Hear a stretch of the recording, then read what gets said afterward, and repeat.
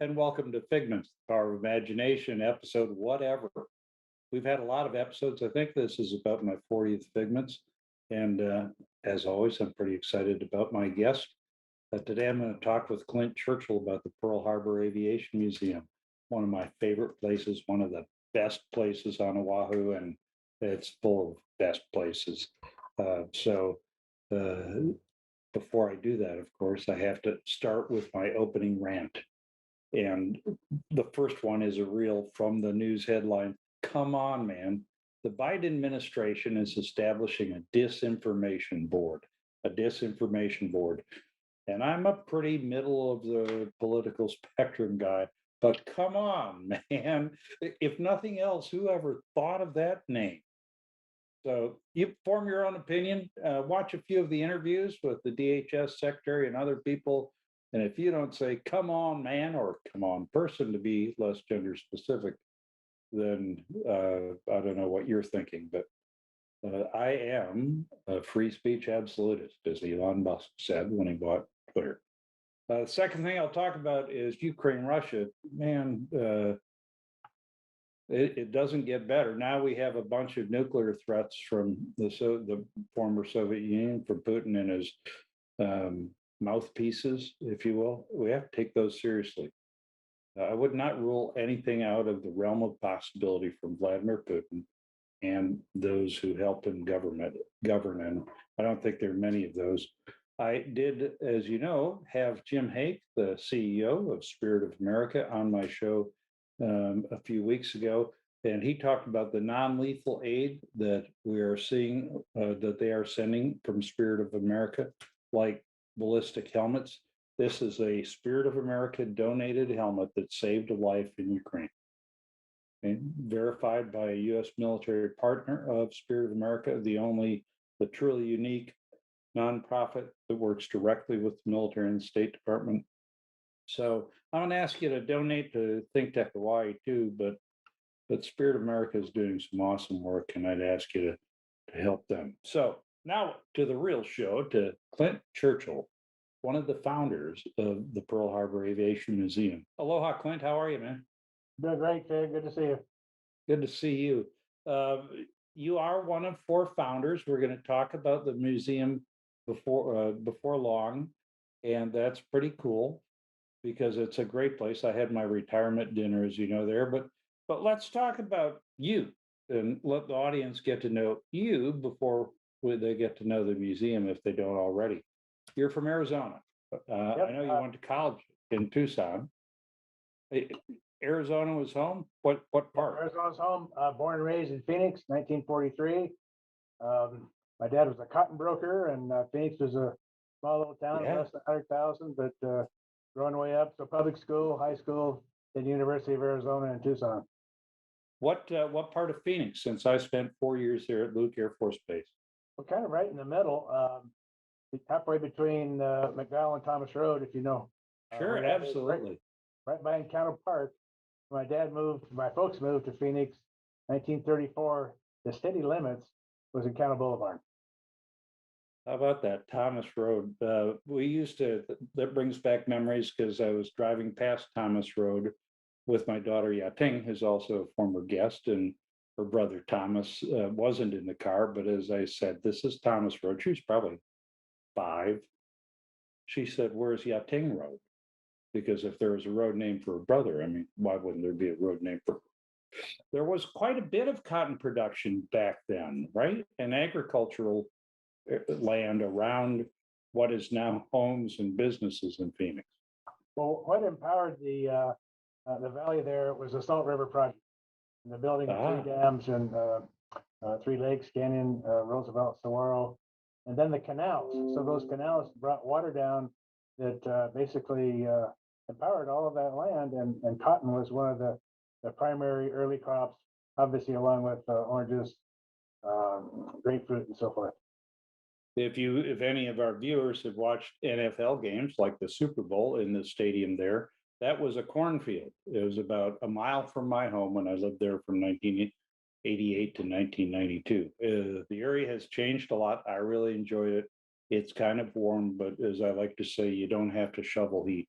So you went to the University of Arizona and you studied business, but at the same time, you matriculated to aviation and eventually went to pilot training in the Air Force. How did that happen? How did you connect with flying, or how did flying connect with you? Well, I had an interest in flying during college, had my private license, um, and a fellow classmate in graduate school. I was in my fifth year working towards my MBA. And he basically said, I was married at the time. I'd been married less than a year. What are you going to do about the draft? And he started talking about the Guard, and he was a pilot in the Tucson Guard. Took me out, I sat in on a briefing, and got to learn about it. And then applied. Guard units typically get one pilot training slot per year, so I applied and got selected, and off to pilot training about 14 months after that. And you flew, I'm going to show a picture here of you in the cockpit of the F-15, an airplane we share history with. I flew the F-4, as did you, but you also flew the F-102. That's a pretty cool history. 1,000 hours in the F-102, 1,000 hours in the F-4, and almost 1,000 hours in the F-15. And you and I have shared the story. We don't have to do it with our viewers, but those little milestones matter. And that had to kind of irk you to not quite get 1,000 in the beautiful F-15 Eagle. Well, I was very fortunate to fly three generations out of five. We have fifth gen now. The 102 was a single seat, basically interceptor. The F4 a two-seater, so you had the communication challenge with the back seater that ran the radar. Yeah. And going back to a single seater in the F-15 was heaven, and plus all the technology that made it such a lethal weapon that it is even to this day. Yeah, the F-15 is an amazing airplane, even to this day, as you said. And I like flying single seat. I flew the F4 with great backseaters as well. But my social skills made me ideally suited to single seat aircraft. So you're a lot more amicable than I am, but it's still different to try and communicate cockpit to cockpit. Any single story from your fighter flying that you'd like to share? Did you ever get the daylight scared out of you? Oh, we all have a few stories we rather not share if our spouses happen to tune in an Yeah. hour later.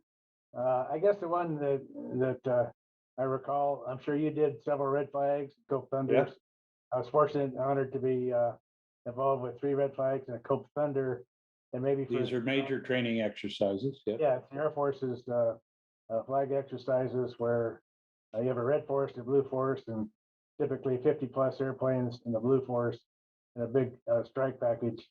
Yeah, what occurred to me when you asked that question is the time I was honored to be the mission commander of a mission at Red Flag at Nellis. So all of that entails with pre-strike recce, refueling. Planning, briefing, everything. Exactly, yeah. Getting all those pieces together as if it's a real battle. And of course, what Red Flag does is enables completely recasting and retelling what happened. The fog of war, you have a plan that never works out as planned because you've got someone else, in that case, the Red Force, bringing their defense on you. So your plan goes awry. And so how do you react? How do you adapt? How do you achieve the mission? Which in that case, of course, is primarily escorting the fighters to the target. Well, and that there's no safe space on the podium during the debrief. If you screwed up as a mission commander, they're not going to package it with ribbons and bows. It's going to be you screwed up. That brought back memories of my own red flag experience, which was in the F4 back in 1973. But you haven't quit flying. I mean, I know that because I've flown with you, and my stepson Alejo has flown with you in your extra 300L, which is one of the most beautiful airplanes I've ever seen. This is Alejo's flight card with all the aerobatics you did with him. And speaking of airplanes, there's a helo flying over the Phase -1 studios here in Waimaiki. And man, Clint, you're a little bit older than I am. You really wring that bad boy out. Why do you do that? you could just cruise. Well, of course, flying's in my blood, and Uh, I retired from the guard about 26 years ago. I want to keep pulling G's, and kind of researched it. The extra 300 had just gotten its FA certification, so that enabled commercial flights. So I could sell rides and give folks right. first time aerobatic ride. So I opened up a little business called Acroflight Inc. And over the 22 plus years that I was active doing that part of it, I probably took up more than 800 folks, give them a first time flight experience. Wow. And the extra with the powerful engine, a 300 horsepower engine, you can do things that you can't do in a jet. It's got Yes, you can. gyroscopic effect of the engine, and it's a whole different world from fighter flying because a lot of negative G, so it's a different kind of flying. This smile's left over from our flight about a year ago, I think. And as I said, it was a moment in Alejo's life he'll never forget. And doing it in Hawaii with the beautiful backdrop, incredible. But you had a bit of a business from it. The other half of your resume that isn't flying is as a very successful businessman. I'm not going to go into that much because um, I'm more interested in flying, and I'm not a successful businessman. I started my own company. And I like to call it an unintentional nonprofit because making money is not my best sport. But you were a very successful businessman, community leader, Campbell States, et cetera, and that enabled you to contribute not money but expertise to the Pearl Harbor Aviation Museum. And we're going to talk about that right after I give a quick shout out to next week's show. And I'm going to talk about my little concept, phase minus one, and talk about imagining planning for best and worst case. If there's ever a time where you have to do both, it's now. Phase minus one is the concept. I'll talk about it and give you some examples. And whether you're leading a business or a military organization, actually, I think it might be useful. But let's get back to Clint and the Pearl Harbor Aviation Museum. Clint, as I said, that's how we got to know each other well, both serving on the board. You as the boss of the board, but I love that place. It is where I had my retirement dinner now many years ago, 2008, from the Air Force, and it's a phenomenal aviation and history venue. But you're one of the founders. Um, Congratulations, first of all, having had a little bit to do with getting aircraft for display one at Luke Air Force Base in particular.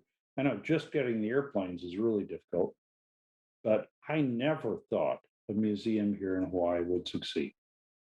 So tell me about the lunch. We've talked about this. Tell the viewers about the lunch where the other three founders, and they were John Sterling, Don Parent, and Admiral Ron Hayes, the late Admiral Ron Hayes, got you into the mix there, not based on your exceptional flying background, but on your business acumen, right? Well, that and a nonprofit background, I'd Mm-hmm. been involved and chaired a half a dozen or so nonprofits, from the Boy Scouts to Kapilani Hospital and others. So one day, working in my office out at Kapolei, I get a call from Admiral Ron Hayes, and he said, "Clint, we'd like to talk with you about an idea of an aviation museum on Fort Island." It had gotten to him through Don Parent, who was the executive director of the Pacific Aerospace Museum at the airport, and in turn, it had Mm-hmm. gotten to Don from John Sterling.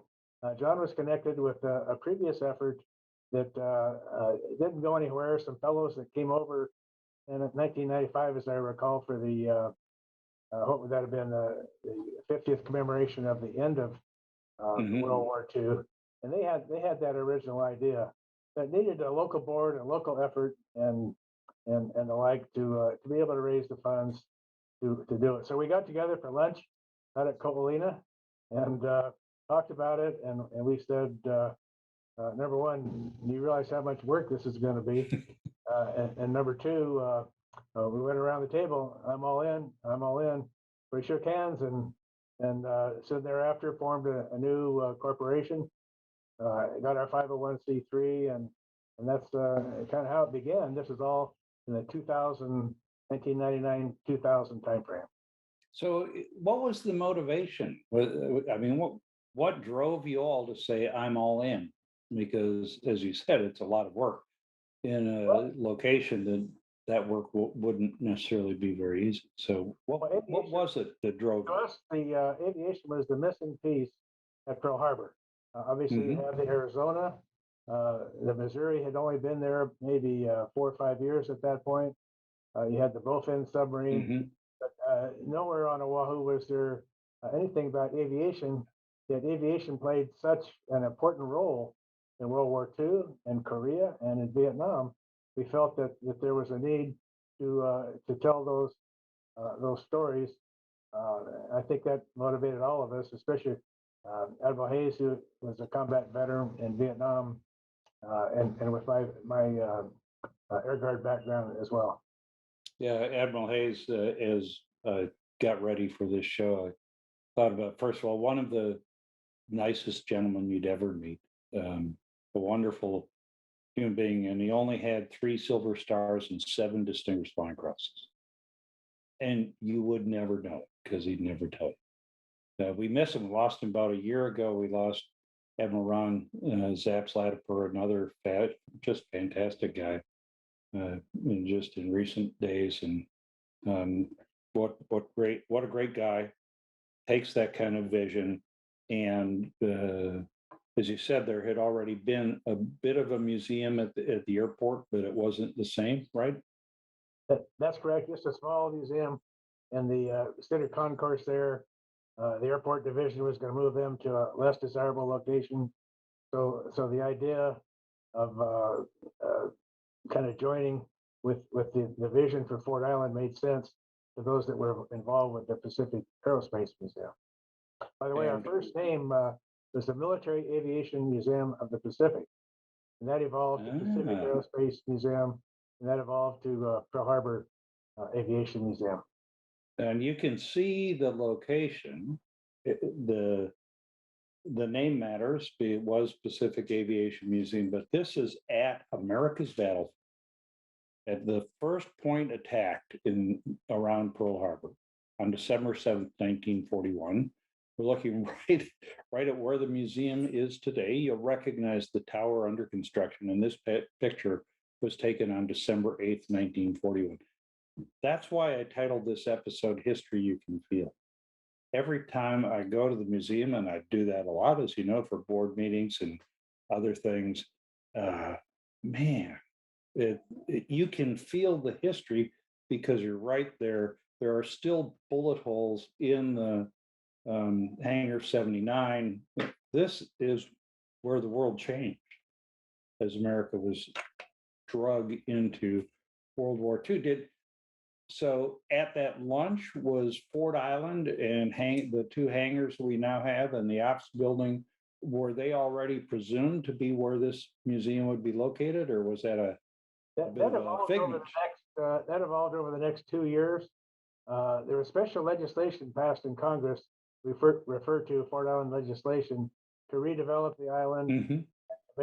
make use of hangars that were access to the Navy's needs, land, not just at Pearl Harbor, but also to remote locations, Burcourt Point and out near Waikele.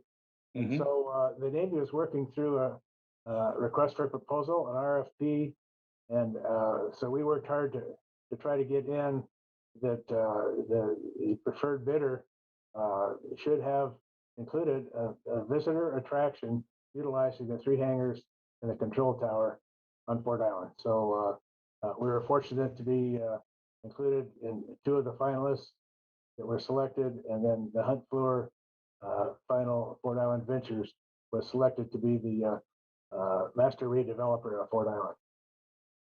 And there you are on Fort Island, easy problem solved, as we like to say in our household. Every time we figure out something, it's problem solved. But problem not so solved, because now you're a tenant of the United States Navy, and God bless our Navy, it's still part of the government. And with the government comes a whole new world of regulations and oversight. Was that easy or difficult at first? And how have you built the working relationship that the museum has developed over the years? Well, it's been challenging, but I think it's been a good working relationship. Yep. Uh, Sometimes frustrating because the commanders change, and a Navy Hmm. Region commander, a one-star admiral, uh, sometimes very supportive, sometimes not quite as actively supporting. We had that aspect, but I'd say overall it's been great. We're actually a sub lessee, and it's really Hunt Building Hmm. Corporation's own now that we work with. But yes, we have to continue working with the Navy for approvals, and that part of it overall has gone fine. Yeah, and right now, over the years, it takes time to build this, but thanks to Alyssa Lyons, the current executive director, and the whole team, and to the Navy and the leaders that we've been blessed to work with here, it's as good as a relationship can get. And still have rules. We follow them. They help us follow them, but we work towards yes, if you will, in doing good things for both the Navy and the community. Um, so you have this incredible backdrop right there. And if you don't get chicken skin driving up to the tower and seeing right now a C-47 up there, and seek professional help because it's a special place. But you also need a backdrop to tell the stories. And the museum isn't so much about the airplanes as the history, as much as you and I love to rub our hands along the nose of airplanes that we both flew. But you got to have the backdrop. And here are a couple of the airplanes that are on display right now. The You started, I think, with five. I think you told me, right? Ray Clinton, initial five. On the left, a P-40, and on the right, an F-15. Like each of us, like we're both blessed to fly. There's a tower in the background. Now we're up to 43 aircraft. Incredible. I worked as the squadron commander of the world famous, highly respected triple nickel. I've thrown this pitch, America's greatest fighter squadron, to get a triple nickel Vietnam era airplane all the way from Tucson to Phoenix just to connect it with your story. And it took a year and a half, and it was not easy. All we had to do was move the airplane. How how you all have built this collection, I know because I'm on the board and served on the acquisition committee for a while, but it still amazes me. And you told me every airplane has a story, right? That's true. Probably the biggest increment. I'd give a shout out to my friends at the Air Guard and General Pete Pauling. They had about Yep. five planes that were they called gate guards around the wing headquarters over at the Guard. Hmm. Two F-86s, an F-102, an F-4, and then later we got the F-15. So those five came from the Air Guard. We've had over the years a number of planes decommissioned, particularly helicopters that can fly right in to Ford Island. Hmm. So 43 of the aircraft are helicopters. But of the rest, incredible number of stories. We started out with just one plane, that B-25, that was in fact on loan to, or in effect owned by the Pacific Aerospace Museum. So yes, that one start plane is There it is. grown to 43. And those the five guard planes are great. We love them because we connect with them. But this is the Pearl Harbor Aviation Museum, and it tells the story of December 7th, 1941. It it illuminates it. It's an incredible telling story. Can't do that without relevant airplanes. And the B-25 is special because just about 5 months after the attack, uh, 80 years ago this April, Jimmy Doolittle and 79 other brave men took off from the deck of the Hornet and conducted a raid that really changed the course of the war. We can argue that. Historians, if you want to argue that, drop me a line at info@phase-1.com. But it was hugely important. So it had to be easy. You just brought that airplane over from Hickam, right? Well, Not so much. that was quite a process to crane it over the fences and the hedges and to get it on a barge at Bishop Point there at Hickam and then on to Fort Island. But when we got it to Fort Island, took the panels off, found it was so corroded that it didn't make sense to continue trying to restore it.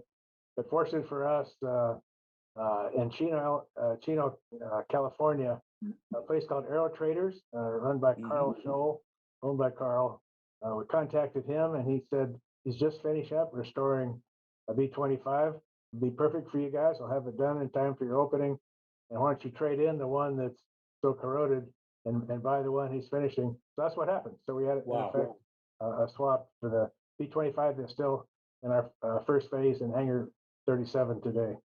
And the rest of the airplanes in Hangar 37 that illustrate the opening days of the war include a Kate, some remnants of a Kate, not fully there, a Zero, and other airplanes that are that tell the story, not just the hardware. And we're looking at getting a Val in, which would be one of the very few Val bombers from the attack. So the museum is doing extraordinarily well, thanks to Alyssa Lyons' leadership and the hard work of her team. That the institution's come through the pandemic pretty well, and it's really, I feel like right now, Clint, it's about to explode as one of the finest aviation museums really in the world, and become a centerpiece of a visit to Oahu, and not something that you go to as an aside when you're visiting the other great memorials, the Arizona, the Missouri, the Bowfin, et cetera. Um, what do you think? I'm really excited about the future. Well, absolutely. We're excited about two things, really. In December, we dedicated an aviation learning center. Uh, Yep. got, it's geared for student kid field trips, middle school, ideally. A classroom, a room of kind of program text stations. Next room is 10 flight simulators. You're actually flying and taking off of Port Island. You've got a Cessna 150 with stick and throttle and the yoke. And then the final room is an actual Cessna 150 where you learn how to do a pre-flight. So we're excited about that. But in about 4 weeks, we're going to finally get the elevator open to the top of the Fort Island Tower. That'll be it's been 3 years in the making, and a fair bit of money to get that elevator restored. So the view from the tower, Freedom's View, we call it, will be cherished and much sought Yeah. after item. There will be long lines to get up to the top of that, I'm sure of it, because it is Freedom's View. The Education Center, shows the depth of the work that the Pearl Harbor Aviation Museum does. There's so much put into the education of those who simply visit the museum, but especially the KK, the children of Hawaii and from elsewhere who have the opportunity to come and learn about history and learn about aviation.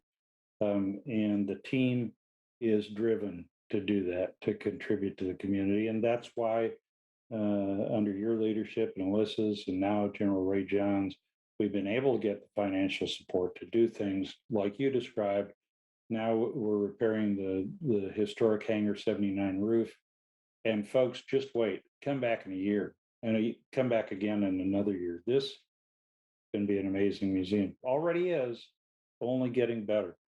Uh, there are a couple other figments that you've had. We're almost out of time, which happens far too quickly when somebody like you has a great story. But I want to talk about two of your other dreams, figments. One is the Challenger Center that I didn't know about until you told me about it in the prep for this mission, if you will. Can you give me a quick 30-second? Here's what Challenger Center does. Uh, Challenger Center is STEM education, again, focusing on middle school science classes. So we've converted two classrooms into what, in effect, is Houston control and a spaceship, either going return to the moon or intercept Comet Halley. So the classes come in, get split up. The kids all each have a different assignment in pairs, navigation, communication, experimentation, and they go through a mission. They have their checklist. We throw in emergencies. It's just a great learning experience for for the kids fortunate to have those field trips. Yeah, one of the best things that folks don't know about, they don't need to know about, the schools and the children do, and that's really an incredible place. And I look forward to going out there and seeing it myself with my limited background in space as a former Air Force Space Command #2 guy. And then the Practical Policy Institute. Clint, you and I are both fascinated with things that work, because as pilots, we know that things that don't work or don't work well are likely to kill you. This isn't life or death, but quickly, summary of the Practical Policy Institute, and you've been on Think Tech regarding that too. Right, it's a new nonprofit, 501c3 that we incorporated in January. It's about climate change, educating of and for the people of Hawaii and policymakers. So folks will have a better understanding of the climate system, the practicality of Hawaii's energy policies. How do we get to dependable electricity that's affordable electricity from an intermittent source, a renewable source such as solar and wind? Land use trade-offs. It appears we're heading towards solar, more utility grade solar. Going to take thousands of acres, so we think folks should understand that. And finally, adaptation. Climate change is real, it's happening.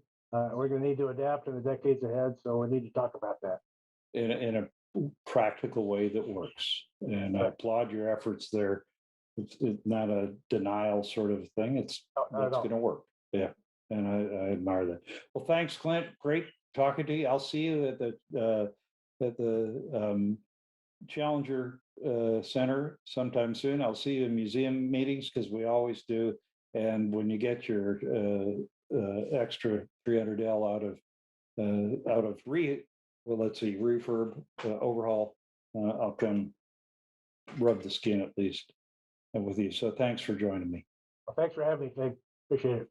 Always a pleasure. Folks, that leads me to the final thing. What would Fig do? Fig would go visit this wonderful Pearl Harbor Aviation Museum and feel the history, appreciate the history, understand what truly difficult times are like, and take some of the lessons from that era and apply them to your thinking today.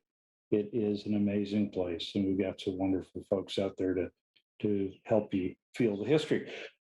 So coming up 2 weeks from today, Figments, the Power of Imagination, phase -1 thinking, planning for worst case and best case simultaneously. I would like to thank, before I do that, let me show you the QR codes for the 2 shows.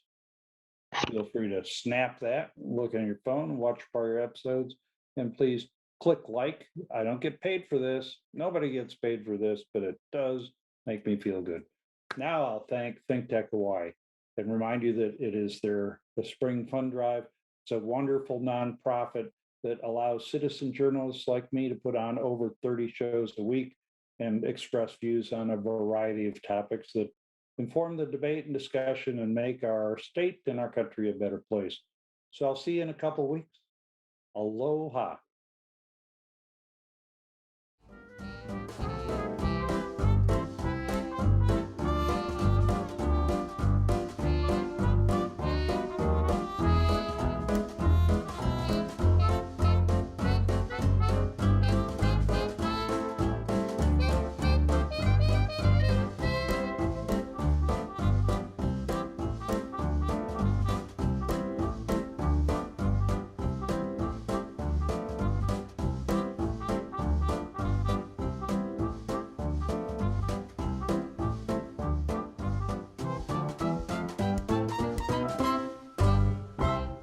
Thank you so much for watching Think Tech Hawaii. If you like what we do, please like us and click the subscribe button on YouTube and the follow button on Vimeo. You can also follow us on Facebook, Instagram, Twitter, and LinkedIn, and donate to us at thinktechhawaii.com. Mahalo.